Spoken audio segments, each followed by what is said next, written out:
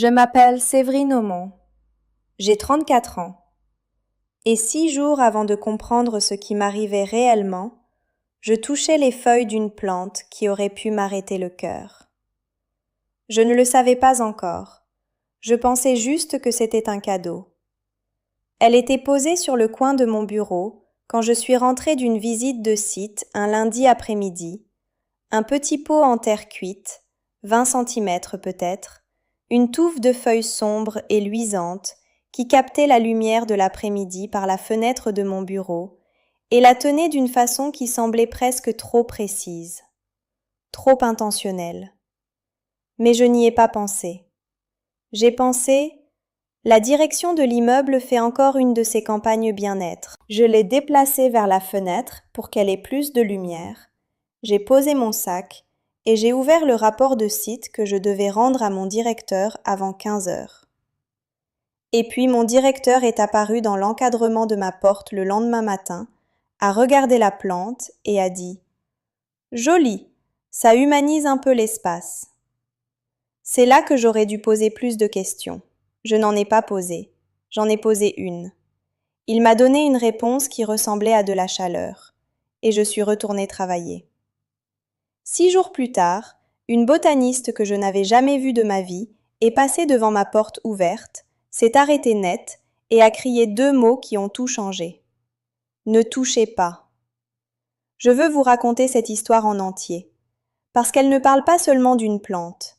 Elle parle de ce qui arrive quand quelqu'un décide que ce que vous savez est plus dangereux pour lui que ce qu'il pourrait vous faire. Et de combien de temps on peut se tenir au milieu de quelque chose avant de finalement s'autoriser à le voir clairement. Avant d'aller plus loin, si vous découvrez cette chaîne maintenant, je vous demande de cliquer sur s'abonner tout de suite pour ne pas rater la suite. Mettez un like si cette histoire vous a déjà accroché. Et si vous avez quelqu'un dans votre vie qui a déjà été sous-estimé au travail, partagez ça avec cette personne, parce que je crois qu'elle a besoin d'entendre où ça va. Laissez un commentaire et dites-moi d'où vous regardez. Quelle heure il est chez vous? Je suis toujours sincèrement curieuse de savoir qui est de l'autre côté. Maintenant, laissez-moi vous ramener au début. J'ai grandi à Bordeaux, dans le quartier Saint-Michel, dans une maison où l'amour se communiquait par la compétence. Mon père réparait les choses, ma mère gérait les choses. Ni l'un ni l'autre n'était le genre de personne à dire « je t'aime » un mardi sans raison particulière. Ils étaient là, ils s'en occupaient, et ils attendaient que vous fassiez pareil. Ce n'était pas une maison froide, c'était une maison pratique. Et je suis devenue une personne pratique à l'intérieur. J'ai une sœur cadette, Camille, qui est à Nantes maintenant, et un frère, Thomas, qui a eu des années difficiles en fin de vingtaine. Des années que je ne vais pas détailler ici, sinon pour dire qu'il s'en est sorti, et que nous sommes plus proches aujourd'hui à cause de ça, que nous ne l'avons jamais été avant. En grandissant, c'était nous 3 dans une maison où les ressources étaient limitées et les attentes silencieusement, constamment élevées. Pas élevées d'une façon qui se formulait directement. Élevées de la façon dont l'absence de compliments communique ce que leur présence aurait signifié. J'ai appris à être autonome tôt. J'ai appris à lire les pièces avant d'avoir les mots pour nommer ce que ça voulait dire. Et j'ai appris, ça m'a pris des années à désapprendre, que la façon de mériter sa place était d'être la personne la plus facile dans la pièce.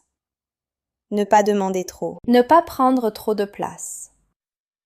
Être celle qui gère, parce qu'être celle qui gère signifie qu'on a le droit de rester. J'ai emmené cette conviction jusqu'à Paris. Je l'ai emportée chez Vernet et Associés, où je travaillais comme chargée de conformité environnementale senior, ce qui signifiait que j'évaluais les propriétés pour les risques écologiques et réglementaires avant que les acquisitions du cabinet ne se finalisent. J'étais bonne dans ce travail, vraiment bonne. Le genre de bonne qui se manifeste dans le travail de détail, dans les sources, dans la volonté de suivre un fil au-delà du point où il devient inconfortable. Et si vous avez déjà été la personne dans une salle qui fait quelque chose de précis et de constant qui bénéficie à quelqu'un d'autre plus qu'à vous, et si vous avez continué quand même parce que faire bien le travail semblait suffisant, parce que vous ne vouliez pas être difficile, parce qu'on vous avait appris depuis que vous étiez petite à être la plus facile dans n'importe quelle pièce, Alors je crois que vous comprenez déjà quelque chose de là où cette histoire va. Toute cette situation, toute cette chose que je suis sur le point de vous raconter, elle a commencé parce que j'étais trop bonne dans mon travail au mauvais moment pour la mauvaise personne. Cliquez sur like, abonnez-vous si vous n'êtes pas encore là, et partagez ça avec quelqu'un qui a déjà été silencieusement ciblé pour avoir fait exactement ce qu'il était censé faire. Parce que ce que je ne savais pas encore, c'est que j'étais dans le chemin de quelqu'un depuis des mois, et qu'il avait finalement décidé de faire quelque chose à ce sujet.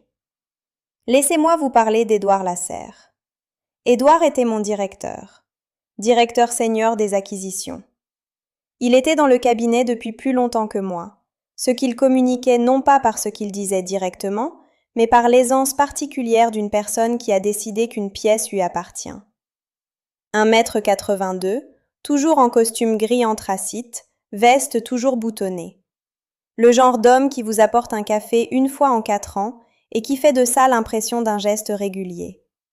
Il n'était pas sans intelligence, c'est important. Les gens sans intelligence sont dangereux de façon franche et évidente.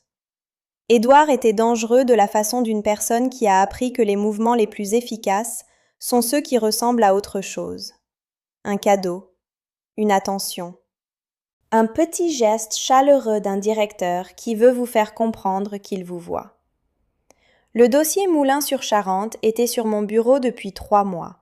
C'était une acquisition qu'Édouard défendait en interne depuis près d'1 an, une propriété commerciale à développer en périphérie de Paris, le genre d'affaires qui pouvait avoir des projections de retour significatives si elle se clôturait proprement. Mon travail était de m'assurer qu'elle pouvait se clôturer proprement. Et quand j'ai suivi le fil sur la parcelle ouest, un ancien site agricole, une documentation ancienne sur le stockage de produits chimiques, des prélèvements de sol qui ne correspondaient pas à ce qui avait été déclaré, je l'ai signalé, formellement.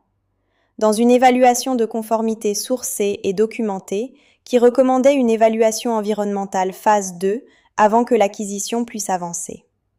Une phase 2, ça signifiait un délai minimum de 60 jours, des analyses indépendantes, et une recalculation des projections de retour interne du dossier. Et le bonus annuel d'Édouard, je l'apprendrai plus tard, mais je veux que vous compreniez la forme de ça maintenant, était structurellement lié à la clôture de Moulins-sur-Charente avant la fin du 3e trimestre.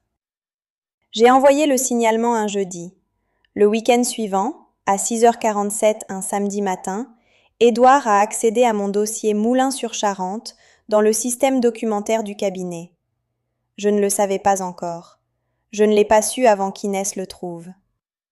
Inès Barthélémy était ma collègue junior, analyste en conformité environnementale, elle me rendait compte, ça faisait 18 mois qu'elle était dans le cabinet quand tout ça s'est passé. Elle avait 27 ans, originaire de Clermont-Ferrand, première de sa famille à faire des études supérieures hors de sa région, le genre de personne qui marche vite et pense plus vite encore, avec une queue de cheval Auburn qui se défait invariablement d'ici midi, chaque jour, sans exception.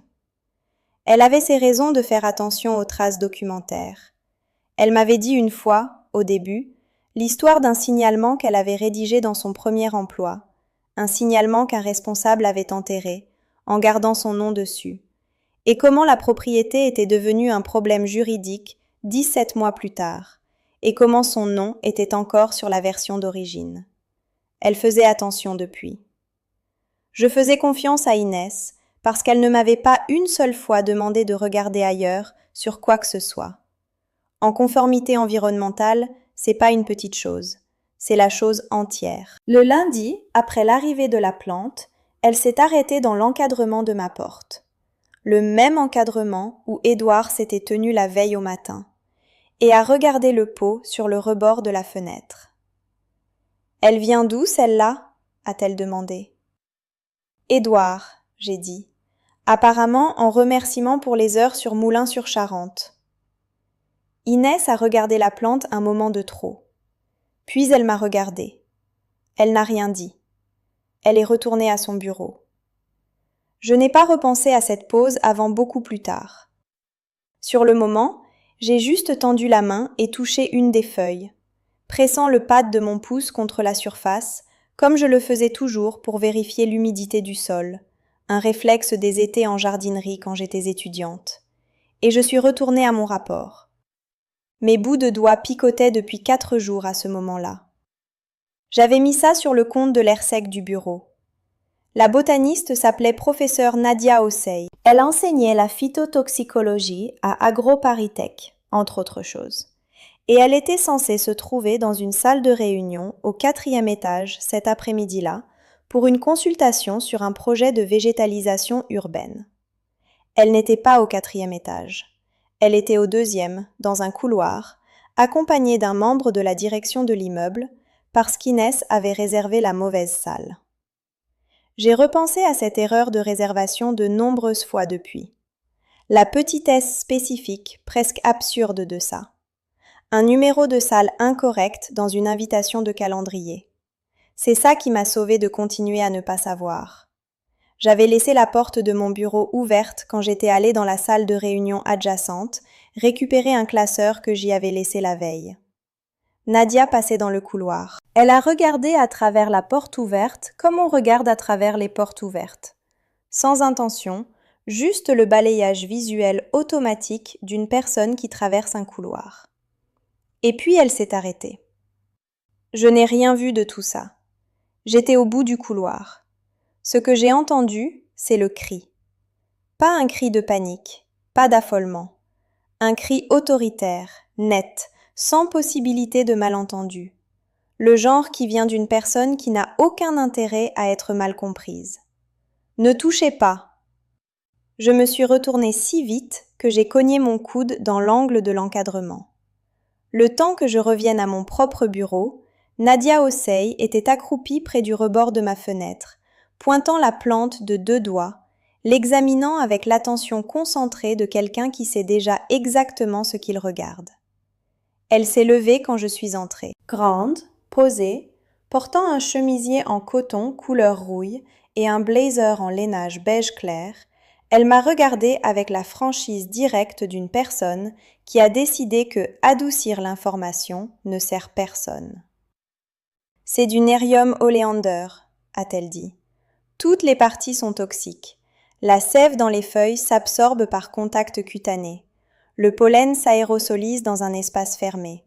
Depuis combien de temps c'est dans cette pièce ? » 6 jours, j'ai dit. Vous l'avez touché ? J'ai pensé à mon pouce contre la feuille. La vérification d'humidité que j'avais faite 3 fois sans y penser. Oui, j'ai dit. Combien de fois, approximativement ? 3, peut-être 4. Avez-vous remarqué quelque chose d'inhabituel ? Des picotements, des engourdissements, quoi que ce soit au niveau digestif ? Et c'était ça, le moment. Parce que j'avais remarqué. J'avais remarqué et j'avais trouvé des explications, comme on trouve des explications quand on a passé sa vie entière à être la personne qui ne fait pas d'histoire. Les picotements dans mes bouts de doigts, la façon dont ça s'atténuait après quelques heures et que j'oubliais jusqu'à la fois suivante. Je lui ai dit. Elle n'a pas adouci son expression. « Il faut voir votre médecin aujourd'hui », a-t-elle dit. « Pas demain, aujourd'hui. » Je veux m'arrêter là une seconde, parce que c'est le moment de cette histoire sur lequel je reste bloquée quand je la rejoue. Pas la plante, pas même la toxicité. Ce sur quoi je reviens sans cesse, c'est ça. J'étais assise dans ce bureau depuis 6 jours. Je touchais quelque chose de dangereux. Je remarquais que quelque chose n'allait pas dans mon propre corps. Et je choisissais, pas consciemment, mais je choisissais, de trouver une explication qui ne nécessitait pas que je sois alarmée. Parce qu'être alarmée aurait été inconfortable. Parce que j'avais un rapport à rendre. Parce que je m'étais formée, au fil des décennies, à absorber l'inconfort silencieusement et à continuer. Et je pense à combien d'entre nous font ça. Combien d'entre nous ont une version des picotements, quelque chose de petit et persistant qu'on continue d'attribuer à l'air sec, au stress, à la fatigue, parce que le reconnaître pleinement signifierait qu'on devrait faire quelque chose. Si ça vous parle, si vous avez déjà rationalisé ce que votre propre corps vous disait, je veux vous demander quelque chose maintenant. Laissez-le dans les commentaires. Racontez-moi un moment où vous avez expliqué quelque chose qui s'est révélé réel. Je lis chaque commentaire et je veux vraiment savoir. Parce que ce que je suis sur le point de vous dire ne parle pas seulement d'une plante. Et je crois que les commentaires sur cette vidéo vont dire quelque chose d'important sur combien de personnes ont été dans une version de cette pièce. J'ai appelé mon médecin depuis le hall de l'immeuble. J'ai eu un rendez-vous 2 heures plus tard. Je suis sortie à pied. Il faisait 11 degrés et le vent remontait l'avenue de Friedland depuis l'Arc de Triomphe, et je l'ai laissé faire parce que j'avais besoin de l'air et du froid et de quelque chose qui n'était pas l'intérieur de ce bâtiment. Le médecin a confirmé une absorption dermique légère. Le mot « légère » faisait beaucoup de travail dans cette phrase, et je l'ai laissé faire. Rien qui nécessitait une intervention d'urgence, rien de permanent. Laver soigneusement, cesser toute exposition, surveiller les symptômes cardiaques au cours des 48 heures suivantes. Elle l'a dit avec le calme factuel des médecins qui annoncent quelque chose de sérieux mais pas de catastrophique. Et je me suis assise sur la table d'examen recouverte de papier et j'ai hoché la tête et j'ai dit merci et j'ai tenu jusqu'à la rue. Puis je me suis arrêtée sur le trottoir devant le cabinet. Je n'ai pas pleuré. Je veux être claire là-dessus. Non pas parce que pleurer aurait été faux, mais parce que ce que je ressentais n'était pas du chagrin. C'était quelque chose de plus froid. C'était la sensation spécifique d'un soupçon qu'on ne savait pas avoir, qui trouve soudainement sa forme. Comme quand vous regardez une de ces images qui contiennent 2 dessins cachés et que vous ne voyez pas le second, et puis soudainement vous le voyez, et vous ne pouvez plus revenir à ne pas le voir. Édouard m'avait apporté un café ce matin-là.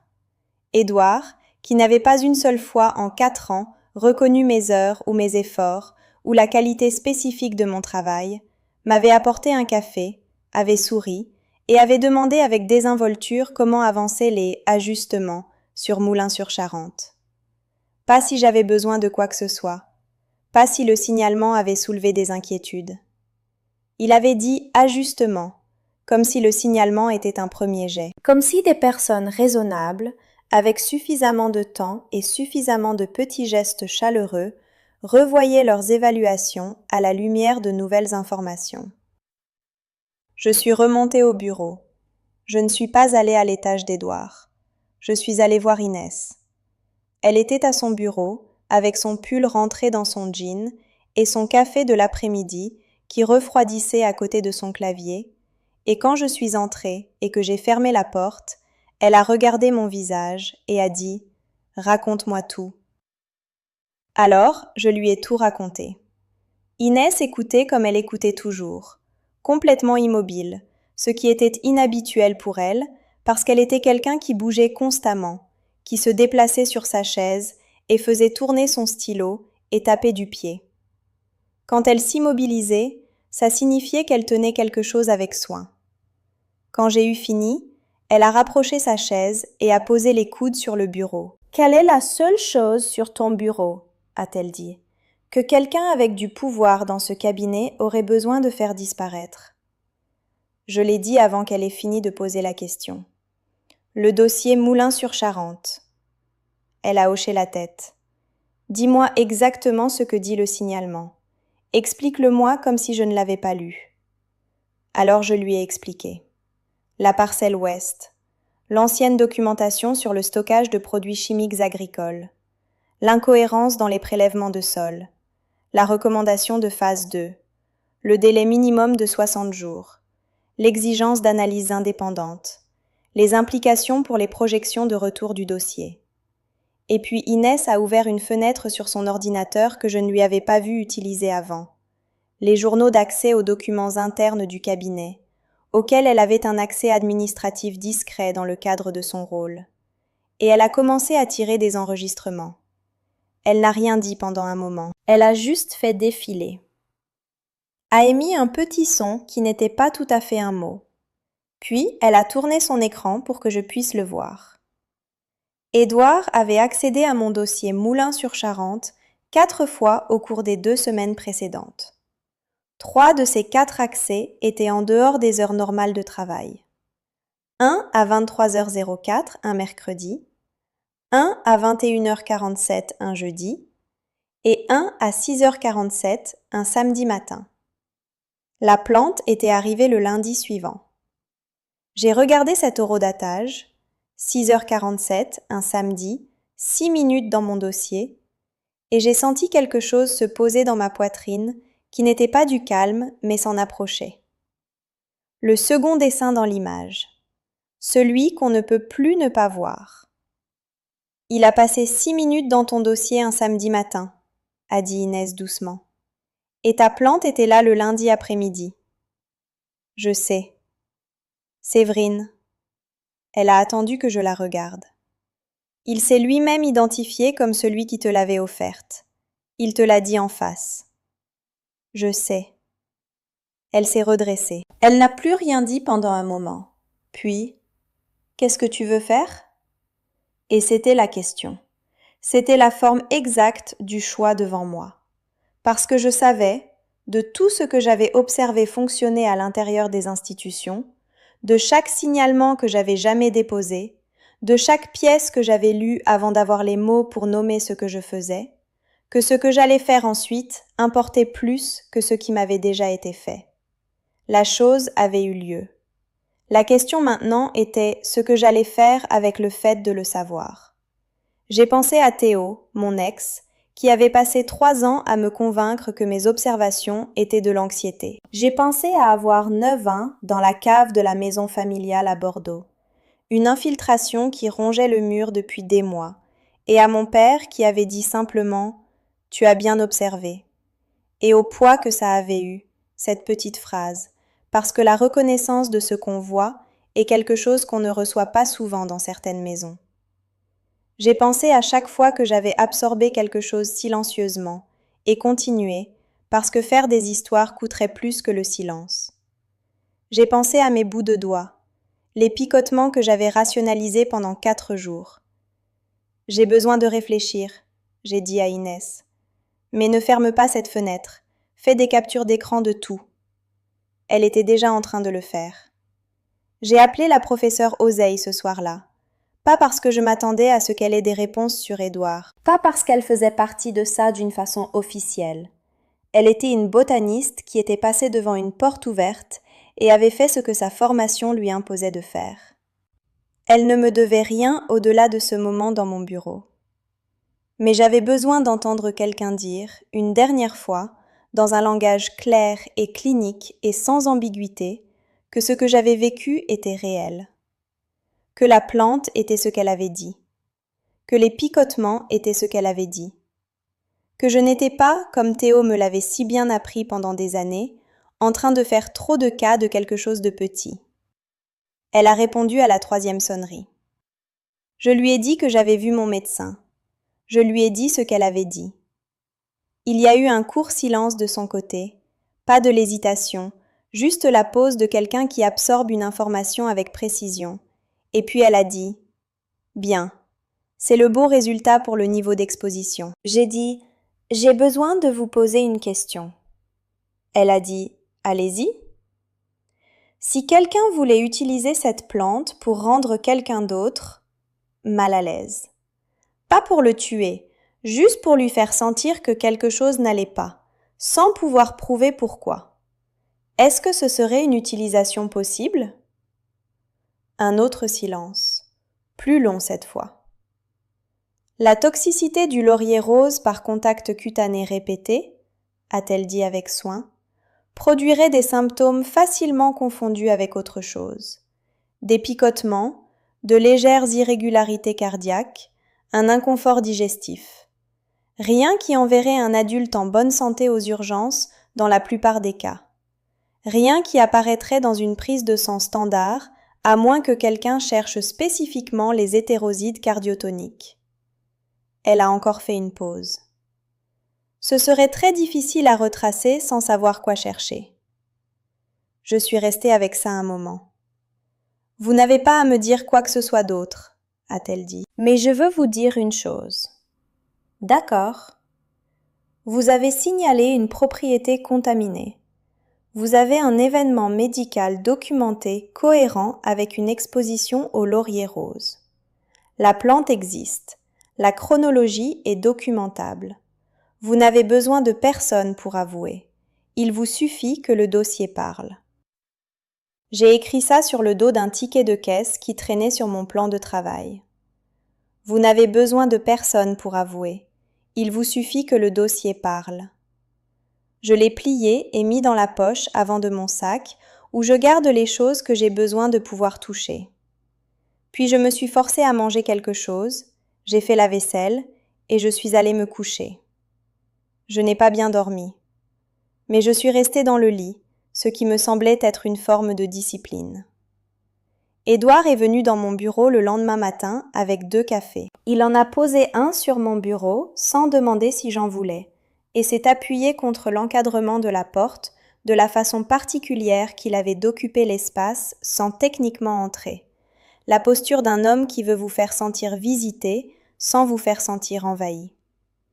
Il a regardé la plante sur le rebord de la fenêtre. Il m'a regardé. Ces ajustements sur Moulins-sur-Charente, ça avance ? A-t-il dit. Même mot. Ajustement. Le même recadrage tranquille. La même hypothèse habillée en question. Je l'ai regardé directement. J'ai gardé ma voix complètement neutre. J'ai dit « Je n'ai fait aucun ajustement. L'évaluation est maintenue. » Quelque chose a bougé derrière ses yeux. Pas de la colère. C'était plus contenu que de la colère. Plus quelque chose qui ressemblait à la micro-recalibration d'une personne qui s'attendait à ce qu'une porte s'ouvre et la trouvait fermée à clé. Il a souri. Il a repris son café. Il a dit « Bien sûr, je voulais juste faire le point. » Et il est parti. Il est resté 2 secondes de trop avant de se retourner pour partir. Je les ai comptées. Ces 2 secondes étaient la chose la plus honnête qu'il m'avait communiquée en 4 ans. J'ai attendu 20 minutes. Puis je suis montée au 4e étage. Maître Caroline Favier était la directrice juridique interne du cabinet. Elle avait un bureau au bout du couloir du 4e, avec une fenêtre qui donnait sur les toits du 8e, et un bureau toujours plus rangé qu'un bureau de juriste n'a le droit de l'être. Elle avait la réputation dans le cabinet d'une neutralité institutionnelle, ce qui en pratique signifiait qu'elle suivait le trail documentaire où qu'il mène, indépendamment du nom qui y figurait. Édouard n'avait apparemment jamais considéré ça comme un risque pour lui. Moi, si. J'ai apporté 3 choses. La documentation du rendez-vous médical, avec la confirmation de l'exposition aux toxiques et les recommandations de traitement, imprimées et datées. La plante elle-même, encore dans son pot en terre cuite, la professeure Osei m'avait conseillé de la conserver et de ne la jeter sous aucun prétexte. Et une chronologie imprimée qu'Inès m'avait aidé à construire la veille au soir. Les journaux d'accès aux documents avec date et horodatage, la date d'arrivée de la plante, l'identification verbale d'Édouard comme expéditeur et l'évaluation de conformité Moulins-sur-Charente complète avec ses sources intégrales. Je me suis assise en face de Maître Favier et j'ai posé les 3 choses sur son bureau dans cet ordre. Je n'ai pas accusé Édouard de m'avoir volontairement nui. Je n'ai pas utilisé le mot intentionnel. J'ai présenté la séquence et je l'ai laissée être ce qu'elle était. Elle a lu la chronologie 2 fois. Elle a tenu la documentation médicale un long moment. Elle a posé une question de clarification sur la méthodologie des journaux d'accès, spécifiquement si les horodatages étaient enregistrés côté serveur ou côté utilisateur. Et Inès l'avait anticipé, donc j'avais la réponse. Côté serveur, généré automatiquement. Non modifiable par l'utilisateur qui accède. Maître Favier a fermé le dossier. Elle m'a regardé un moment de la façon dont les gens vous regardent quand ils décident de combien dire. Puis elle a dit « Ne modifiez pas l'évaluation Moulins-sur-Charente. Ne parlez plus à Monsieur Lasserre de tout ceci à partir de maintenant. Et ne déplacez pas la plante de l'endroit où elle se trouve. » Elle a fait une pause. « Je souhaite conserver ces copies. »« Elles sont à vous, » j'ai dit. Je me suis levée. Elle s'est levée. Nous avons serré la main par-dessus le bureau avec la formalité spécifique de 2 personnes qui comprenaient toutes les 2 exactement ce qui venait d'être mis en mouvement. Je suis retournée vers l'ascenseur. J'ai appuyé sur le bouton pour le 2e étage. Et, debout là, dans le petit espace moquetté devant le bureau de maître Favier, à attendre que les portes s'ouvrent, j'ai ressenti pas du soulagement, pas encore. Quelque chose qui ressemblait plus au moment, après qu'on a posé quelque chose, qu'on portait depuis si longtemps qu'on avait oublié qu'on le portait. L'absence de poids est une sensation en elle-même. Ça ne fait pas immédiatement du bien, c'est juste différent. C'est ce moment, là, dans cet espace devant l'ascenseur, que je reviens sans cesse quand je pense à toute cette histoire. Pas la confrontation qui a suivi, pas l'enquête, pas même la conversation avec Inès dans son bureau avec la capture d'écran affichée sur son moniteur. Ce moment silencieux, moquetté, éclairé au néon, où j'avais fait la seule chose que j'avais passé les 2 derniers jours à décider si j'allais faire. J'avais montré ce que j'avais trouvé à quelqu'un qui n'était pas lui. Si ça vous touche, si vous comprenez ce que ça coûte de finalement arrêter d'absorber quelque chose silencieusement et de le poser sur un bureau devant quelqu'un qui peut réellement faire quelque chose, cliquez sur like. Abonnez-vous si vous n'êtes pas encore là. Parce que ce qui s'est passé au cours des 19 jours suivants a changé les choses d'une façon que je n'avais pas prévue, et je ne veux pas que vous manquiez ça. L'enquête interne a duré 19 jours. Je n'étais pas dans la pièce pour la plupart. C'est la nature de ces processus. Ils se déroulent autour de vous, et votre travail est de continuer à vous présenter et à faire votre travail, et à ne rien laisser paraître aux personnes qui sont observées. Je suis allée à mon bureau chaque matin. J'ai examiné des dossiers. J'ai assisté à la réunion de conformité du mardi. J'ai bu le café que je me faisais moi-même et je n'ai pas touché le café que quelqu'un d'autre m'a porté. La plante a été retirée du rebord de ma fenêtre le 3e jour par quelqu'un du service juridique que je n'avais jamais vu. Il est venu avec un sac de conservation et un formulaire de chaîne de custody et n'a pas fait de contact visuel. Après son départ, le rebord était vide et mon bureau semblait très propre et très silencieux. Édouard a été mis en disponibilité administrative le 7e jour.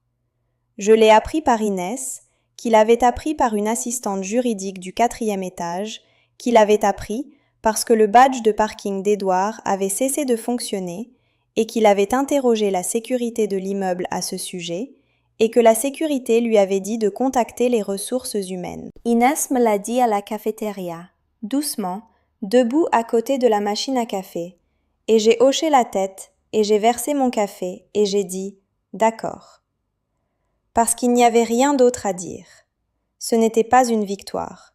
C'était le processus qui fonctionnait comme il était conçu pour fonctionner, ce qui est une chose différente de gagner. L'acquisition Moulins-sur-Charente a été suspendue le 11e jour, dans l'attente d'une phase 2 indépendante. Je veux être honnête sur ce que j'ai ressenti en apprenant ça. J'ai ressenti de la fatigue. La fatigue spécifique, au niveau des os, d'une personne qui a eu raison sur quelque chose de difficile pendant longtemps et qui est enfin autorisée à arrêter de se battre pour le faire reconnaître. Pas de triomphe, juste fini. Le genre de fini qui libère de la place pour autre chose. Le 14e jour, je suis rentrée chez moi en prenant un itinéraire que je ne prenais pas d'habitude. Le long des quais de Seine, côté 13e, par le pont d'Austerlitz, le grand détour, avec l'air frais, même s'il faisait froid. Je fais ça parfois quand j'ai besoin de penser sans penser. Juste marcher. Pas de musique, pas de podcast, pas de destination sauf chez moi. Les arbres le long des quais perdaient leurs dernières feuilles, et la lumière avait cette qualité particulière et plate de l'or d'un après-midi parisien dans les semaines avant que l'hiver n'arrive vraiment.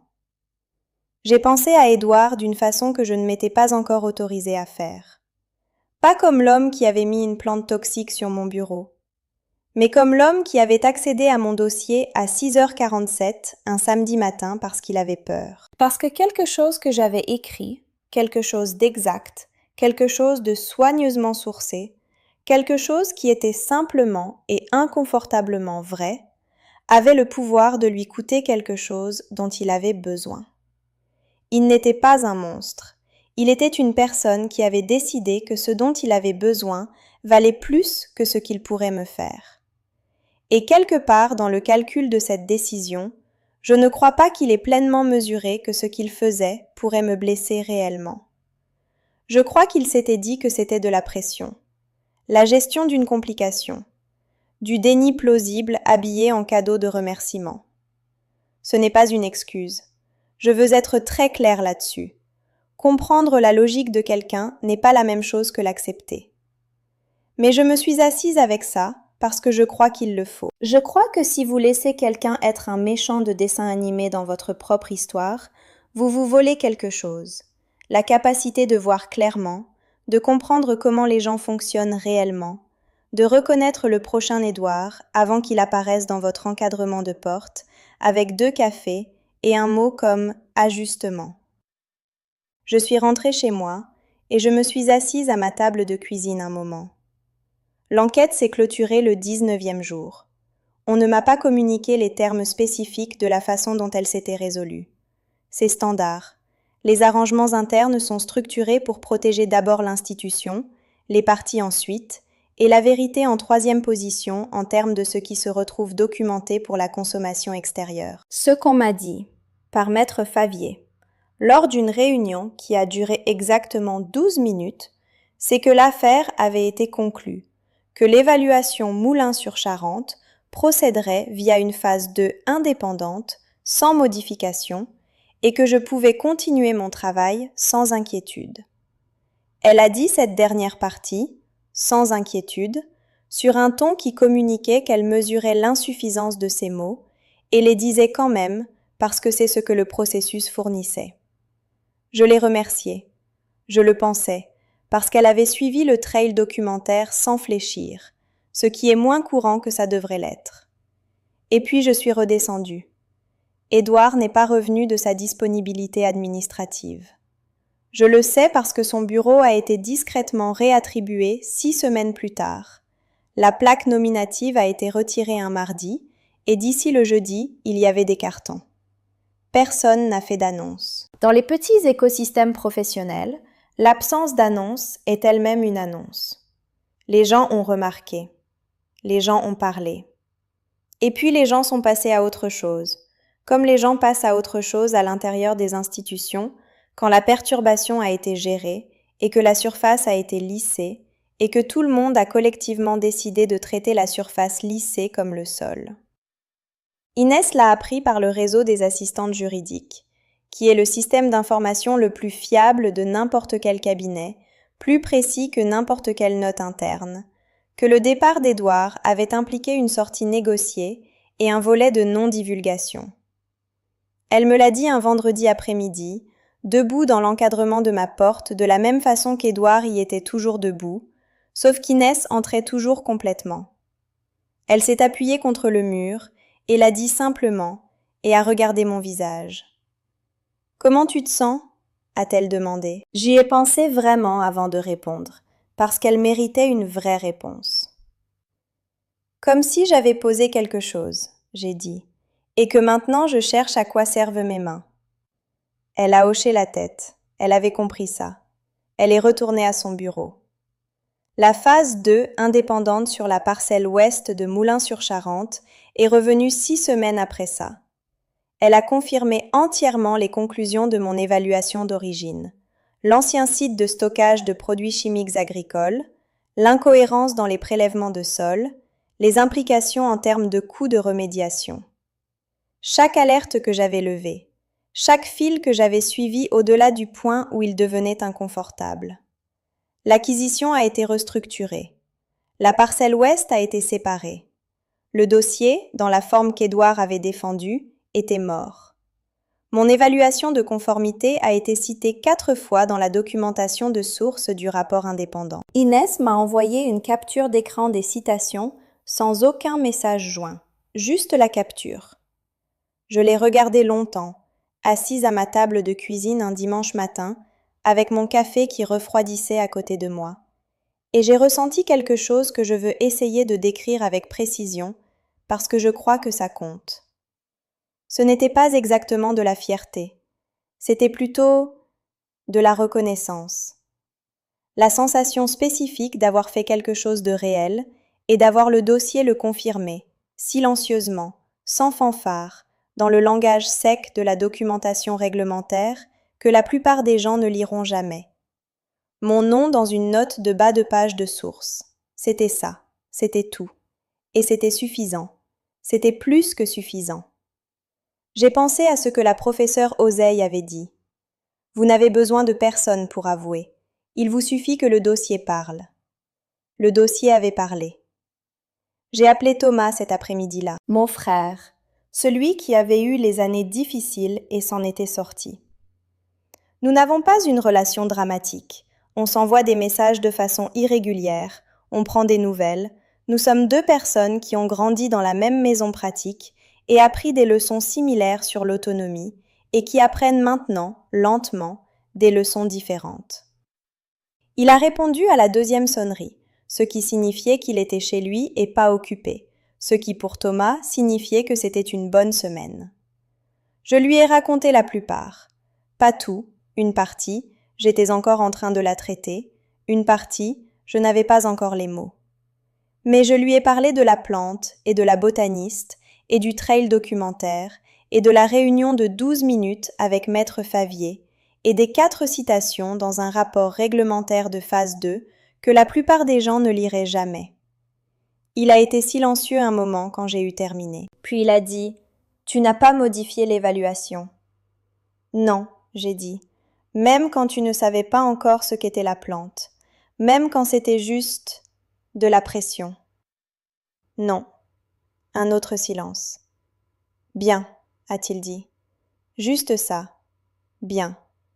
Dans la voix de quelqu'un qui sait ce que ça coûte de tenir quelque chose stable quand tout autour demande qu'on le lâche. On a parlé encore 20 minutes de rien de particulier.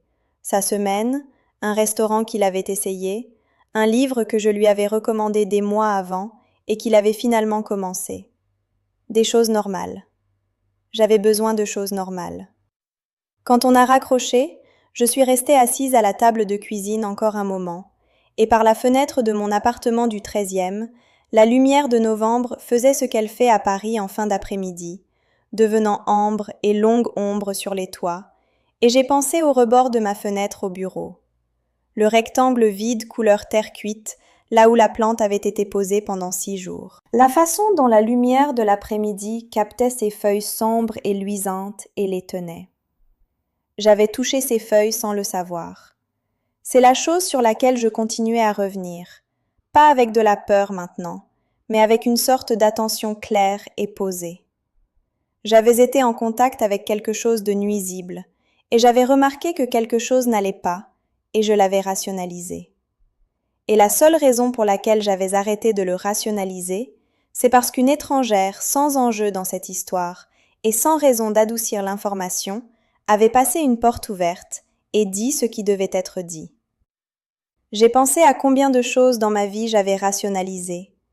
Pas de façon dramatique, juste le processus quotidien, habituel, presque automatique d'absorber quelque chose d'inconfortable et de le recadrer comme gérable et de continuer. Les minimisations de Théo. La promotion ratée que j'avais traitée silencieusement et professionnellement. La façon dont je m'étais formée à être la personne la plus facile dans n'importe quelle pièce, parce qu'être facile signifiait avoir le droit de rester. J'en avais fini d'être facile. Pas d'une façon dure, pas de la façon qui ferme les portes et construit des murs et transforme chaque pièce en négociation, mais de la façon dont une personne en a fini, qui a finalement localisé l'endroit précis en elle-même où vit la diminution de soi, et l'a regardé directement et dit « Je te vois, et je ne fais plus ça ». Je me suis acheté une plante quelques semaines plus tard, un petit cactus sans danger, vérifié, acheté dans une jardinerie du côté du parc Montsouris. La femme au comptoir connaissait son inventaire, et j'ai posé des questions et elle y a répondu, et nous avons eu une brève conversation agréable sur la satisfaction particulière des plantes difficiles à tuer. Je l'ai mise sur le même rebord de fenêtre, au même endroit, la même lumière de l'après-midi. C'était important de la mettre là, pas comme une déclaration, juste comme un fait. Le rebord était à moi. La lumière qui entrait par cette fenêtre était à moi. J'allais y mettre quelque chose de vivant que j'avais choisi délibérément et dont je savais exactement ce que c'était. Les picotements dans mes bouts de doigts avaient disparu depuis des semaines à ce moment-là. J'avais presque arrêté de remarquer leur absence. Presque, parce que je crois qu'on porte le fantôme d'une sensation comme ça à un moment, la façon dont on porte le fantôme de n'importe quoi qui vous a appris quelque chose d'important. Pas comme une douleur, juste comme de l'information. Un petit rappel tranquille qu'on avait remarqué finalement, et que remarquer avait compté, et que la prochaine fois que quelque chose ne se sentirait pas bien dans son propre corps, dans son propre bureau, dans sa propre vie, on ne attendrait pas 6 jours pour le dire. Je m'appelle Séverine Aumont, j'ai 34 ans, et je sais maintenant, d'une façon que je ne savais pas avant que tout ça arrive, qu'être la personne qui remarque les choses n'est pas un fardeau. Ce n'est pas un défaut. Ce n'est pas l'anxiété de quelqu'un qui ne peut pas lâcher les choses. C'est la capacité spécifique, précieuse et durement gagnée de voir ce qui est réellement là, et de faire confiance au fait que ce qu'on voit mérite d'être dit à voix haute, même quand le dire à voix haute est inconfortable, même quand la personne que ça dérange a plus de pouvoir que vous, même quand la chose la plus facile au monde serait de modifier votre évaluation et de passer à autre chose. J'ai écrit ça finalement. Pas sur un ticket de caisse cette fois, dans le carnet que je garde sur mon bureau chez moi, celui avec la couverture vert foncé que j'ai depuis le master. Je l'ai écrit en haut d'une page vierge et j'ai laissé le reste de la page blanc, parce que certaines choses n'ont besoin de rien d'ajouter. Inès l'a lu par-dessus mon épaule une fois quand elle était chez moi pour dîner. Elle fait ça, lit les choses sans demander, ce qui devrait être agaçant et ne l'est curieusement pas. Et elle a dit, sans lever les yeux de la page, « T'aurais dû mettre ça dans le dossier Moulins-sur-Charente. » J'ai ri. C'était la première fois que je riais de tout ça, et ça m'a surprise, et c'était propre. Mais je veux revenir en arrière une seconde, parce qu'il y a quelque chose que je n'ai pas encore dit, quelque chose que j'ai mis du temps à formuler, et que je crois être la chose la plus honnête que je puisse vous laisser de toute cette histoire. Pendant les 19 jours de l'enquête, pendant les semaines qui ont suivi, pendant les longues marches le long des quais et les dimanches matins à regarder des captures d'écran de notes de bas de page réglementaires, j'ai pensé à autre chose qu'à Édouard, à la plante, au dossier. J'ai pensé à moi, à la version de moi qui avait passé 4 jours à trouver des explications à quelque chose que son propre corps lui signalait, qui avait rationalisé les picotements comme de l'air sec, qui avait entendu le mot « ajustement » et n'avait pas dit immédiatement « non, ce n'est pas ce c'est ». Pas parce que j'étais stupide, pas parce que je ne voyais pas, mais parce que j'avais été formée sur des décennies à absorber d'abord et à examiner ensuite, voire à ne jamais vraiment examiner.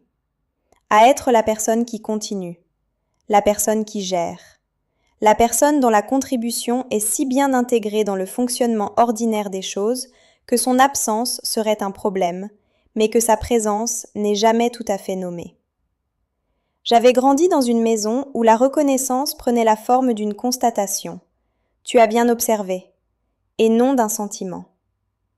J'avais été avec un homme qui avait passé 3 ans à me convaincre que observer trop précisément était une forme d'anxiété. J'avais travaillé 4 ans dans un cabinet où mon travail était délégué quand c'était difficile et attribué à d'autres quand c'était réussi.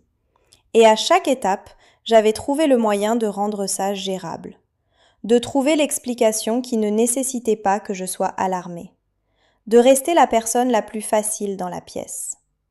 Ce que la plante m'a appris, ce que Nadia Ossey m'a appris en passant devant une porte ouverte et en disant ce qui devait être dit sans adoucir, ce n'est pas seulement qu'il faut faire confiance à ses observations professionnelles, c'est qu'il faut faire confiance à ses observations tout court, sur son travail, sur les gens autour de soi, sur les sensations dans son propre corps qui persistent et qu'on continue d'attribuer à la fatigue ou au stress ou à l'air sec du bureau. Le signal était là.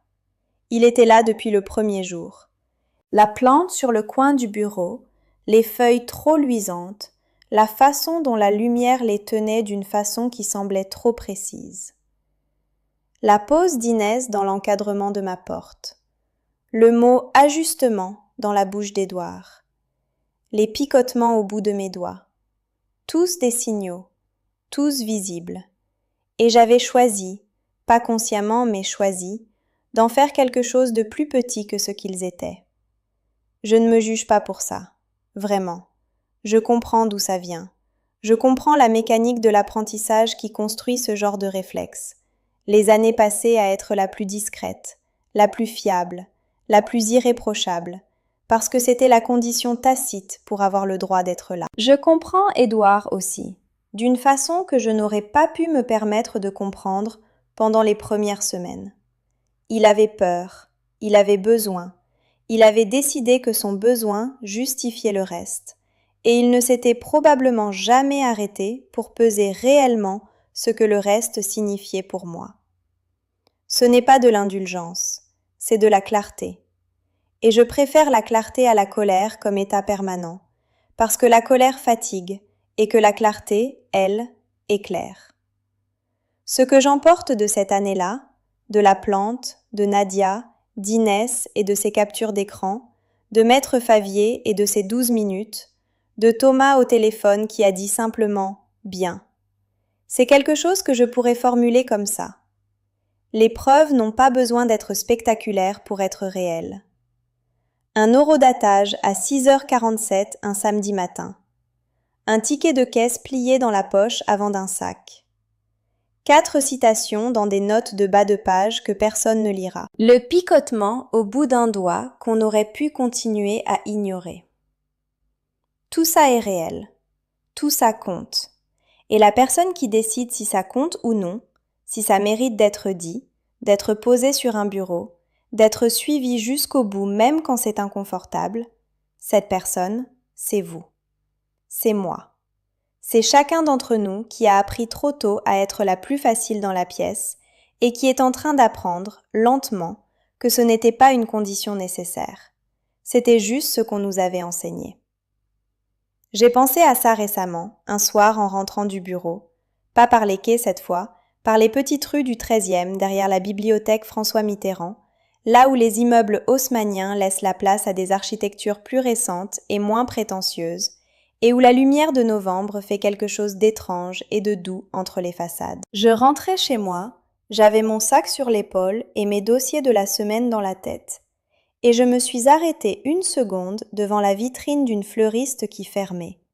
Elle rangeait les seaux, éteignait les lumières, et dans la vitrine encore éclairée, il y avait des branches de feuillage sombre que je ne savais pas identifier et que j'ai regardées, juste un instant, avec une attention nouvelle.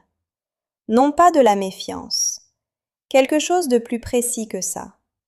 L'attention de quelqu'un qui a appris que regarder vraiment les choses n'est pas de l'anxiété, c'est de la compétence. Je suis rentrée chez moi, j'ai posé mon sac, j'ai allumé la lampe sur ma table de cuisine. Et sur le rebord de la fenêtre, dans la lumière ambrée du soir, le petit cactus était là, vert, solide, exactement ce qu'il était, sans surprise, ni danger, ni rien à déchiffrer. Juste une plante que j'avais choisie et que je savais reconnaître. Ça aussi, c'était suffisant. Avant de vous laisser, je veux vous poser une question, et je veux que vous y pensiez vraiment avant de répondre. Est-ce qu'il y a eu un moment où votre propre corps, ou vos propres instincts, ou ce sentiment tranquille et persistant que quelque chose n'allait pas, vous a dit la vérité avant que votre esprit soit prêt à l'entendre? Et qu'est-ce que vous en avez fait? Laissez-le dans les commentaires. Je lis chaque réponse et je le pense vraiment. Ce que vous dites à des questions comme celle-là est la raison pour laquelle je continue à raconter ces histoires. Si celle-ci vous a marqué, cliquez sur like. Abonnez-vous pour ne pas rater la suite. Je mets tout ce que j'ai dans ces vidéos et je ne veux pas que vous manquiez ce qui arrive. Et si vous connaissez quelqu'un à qui on a déjà tendu quelque chose qui ressemblait à un cadeau et qui avait quelque chose d'un avertissement, partagez ça avec cette personne. Parfois, la chose la plus importante, c'est juste de savoir que quelqu'un d'autre l'a vu aussi. À très vite!